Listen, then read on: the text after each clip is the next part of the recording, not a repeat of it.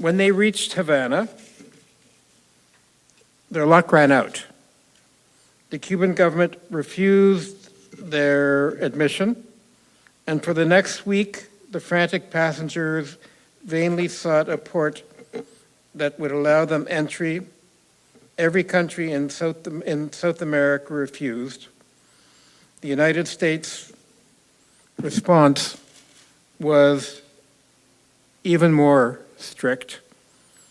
It sent a gunboat to shadow the St. Louis in case it got close enough to allow the passengers to slip ashore and swim to safety. Only Canada remained. A desperate plea to Ottawa for permission to land was promptly rejected. As a top official of the immigration branch explained to the Prime Minister, Mackenzie King, no country can open its doors wide enough to take in the hundreds of thousands of Jews who wish to leave Europe. The line must be drawn somewhere.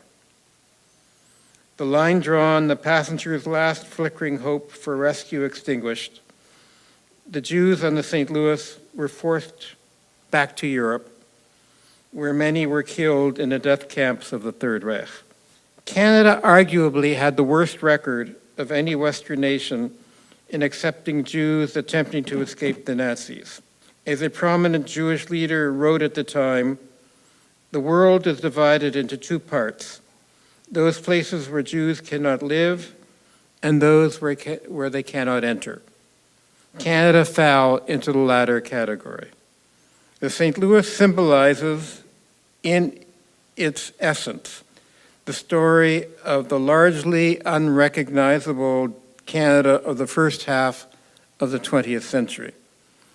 A benighted, closed, xenophobic society in which minorities were barred from almost every sector of Canadian life.